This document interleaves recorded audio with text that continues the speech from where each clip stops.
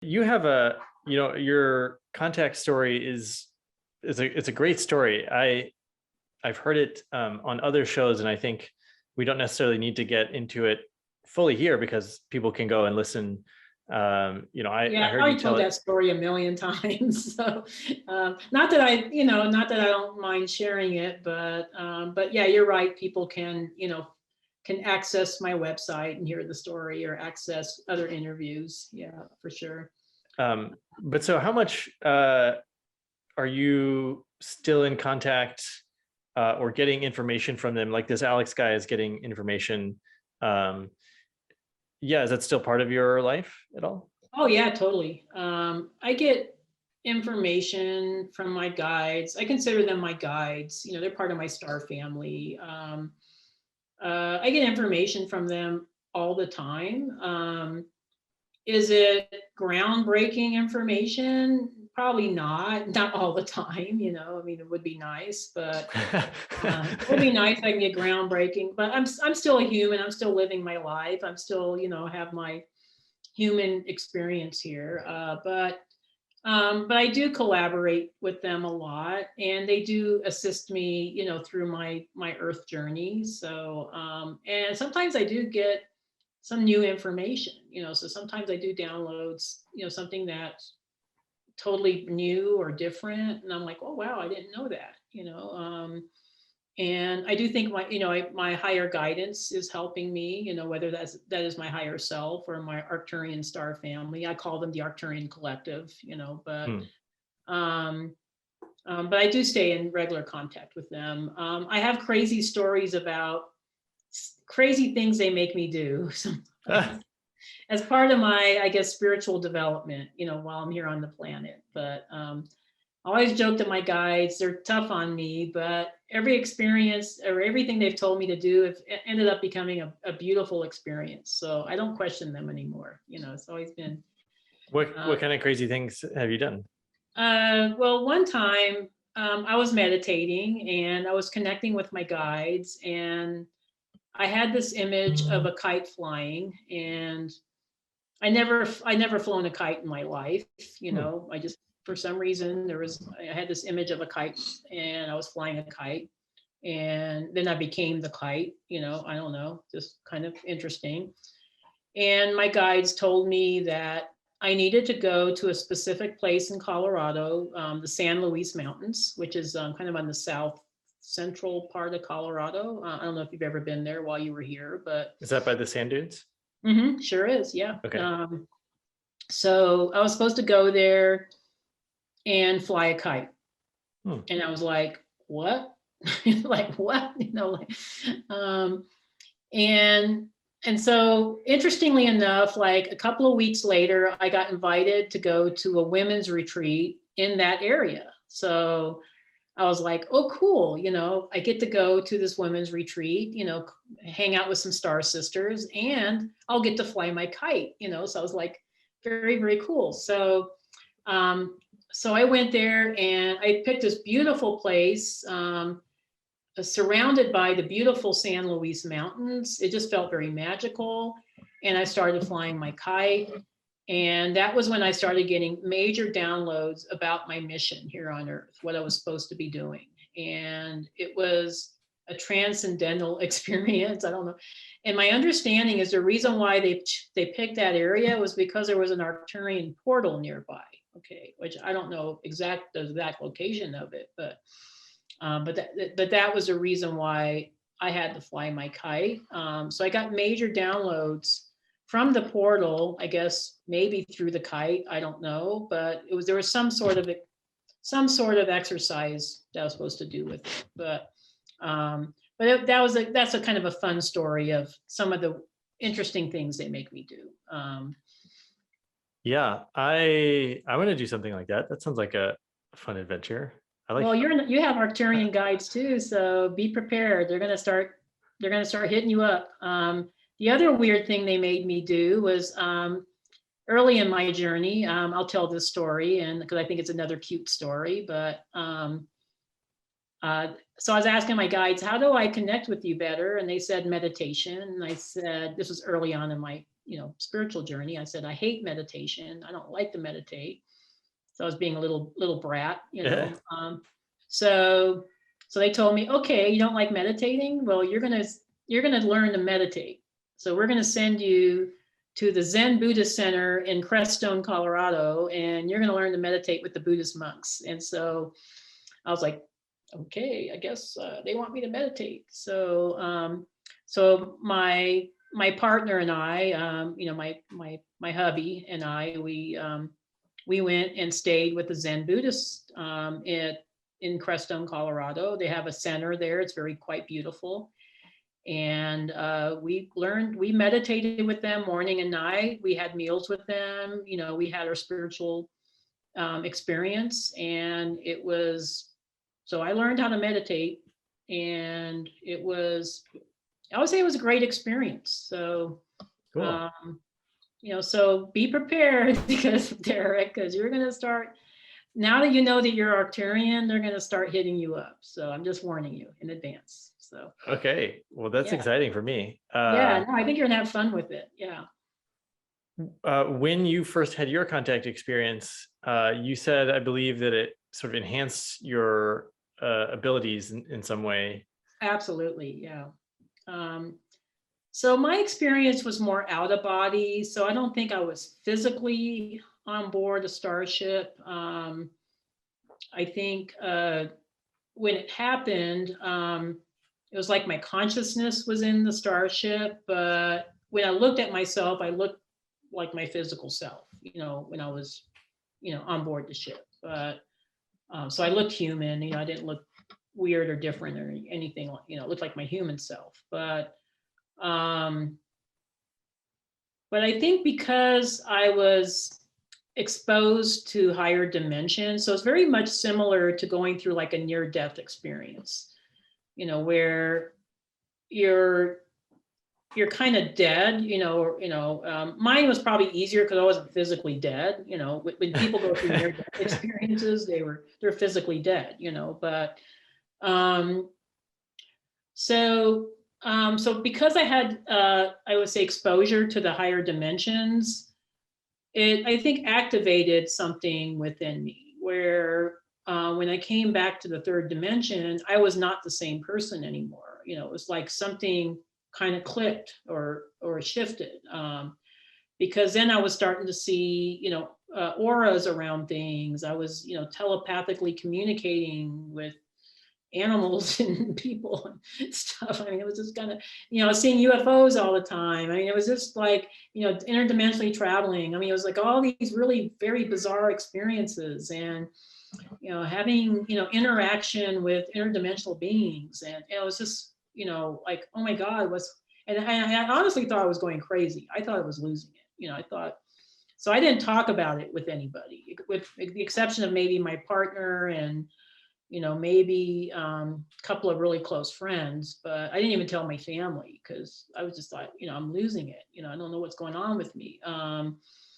I think there's something about being exposed to the higher dimensions that activates those, I would say, those neural pathways in our brain to be able to access alternate skills that are, I would say, are dormant in a lot of humans right now. I think we all have these abilities, but I think they're pretty much dormant in most of us until we have access to the higher dimensional realms that help us to activate these skills. So I think as humans, we all have the ability to telepathically communicate. We're all psychic, we all can access the akashic records. We all have these abilities, but I think for some of us, and I notice even with near-death experiencers, a lot of them, when they come back from their near-death experience, they become psychic, or they have healing abilities, or they have, I would say, alternate,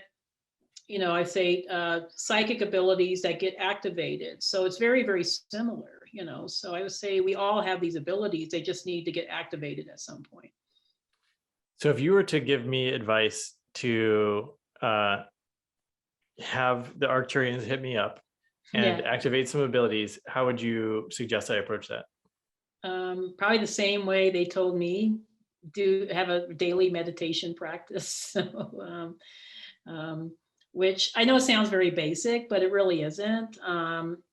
Because when I first started meditating, I was like getting crickets all the time. Like, what the heck, nothing happening here, nothing happening. But then I started getting like audible messages from my guides, and then I started getting visions, and then I was starting to connect with, the higher source of things and having these really transcendental experiences. So I would say meditation, because you always want to meet the guides halfway, because they don't necessarily want to pull their energy all the way down all the time. The other thing I would recommend is keeping your vibration high. Anything you can do to raise your vibration, and there's many ways you can raise your vibration, even simple things like going out in nature or petting your dog or cat, or laughing at a comedy show, as long as it's clean comedy. I don't think if it's negative comedy, not so much, but if it's nice, fun, clean comedy, that'll raise your vibration. Eating high vibrational foods, taking care of yourself, those are all things that are going to raise your vibration. And then you'll have that constant connection with your guides.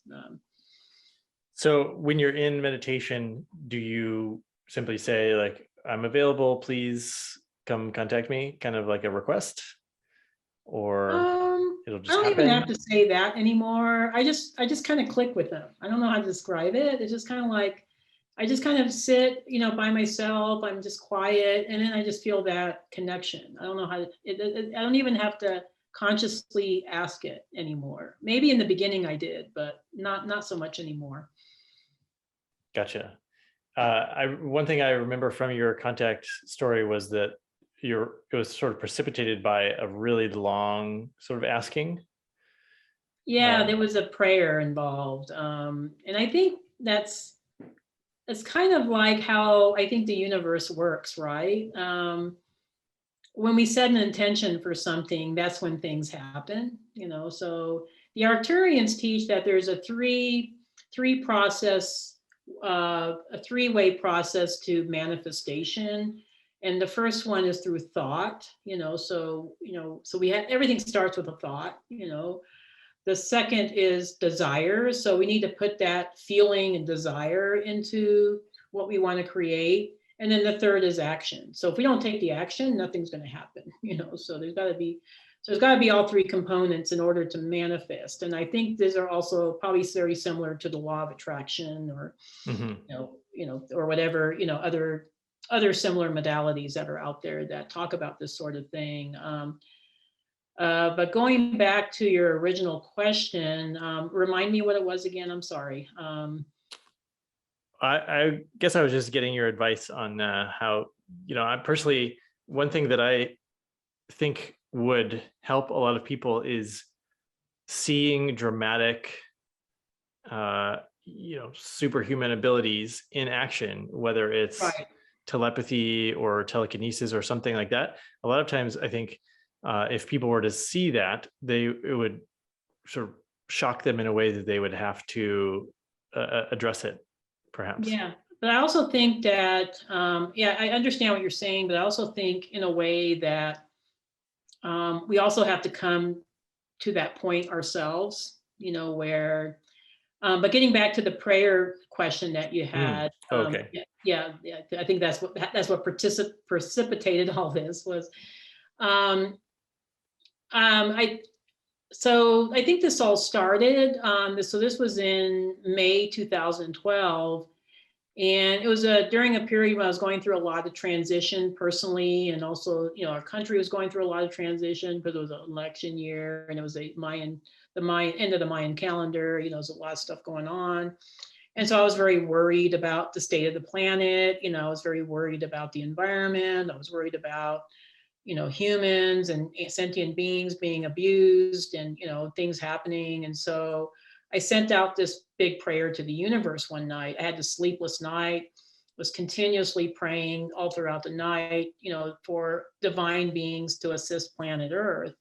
And I sent it out to everybody. So it wasn't just specific beings, it was angels, Jesus, Mother Mary, the ascended masters, galactic brothers and sisters, all of them, so I never thought I would get an answer to my prayer, but my extraterrestrial experience was the answer to my prayer, because 2 weeks later I was on board an Arcturian starship, so you never know what will come out of prayer, right? So but they did in fact tell me, the Arcturian beings on board the ship told me the reason why I was there was because they heard my prayer. So that was really Yeah. cool. Yeah. Yeah. So often I come back to, if you ask a clear and direct request, if you have a Yeah. solid prayer in that sense, like it's much more likely to be answered and supported. Absolutely. Yeah. So everything starts with asking for something, even with our guides. I mean, our guides, they are always there to assist us, but sometimes we have to directly ask them, like, hey, I need help with this. Can you help me? I know when I started my health journey, I straight out asked my guides, and I said, hey guides, if you want me to do this mission, I need to be healthy. I need to be healthy. Can you help me? Because I don't know I've tried everything. I don't know what else to do. And they did help me. Yeah. Wow. Yeah. And how did they help you?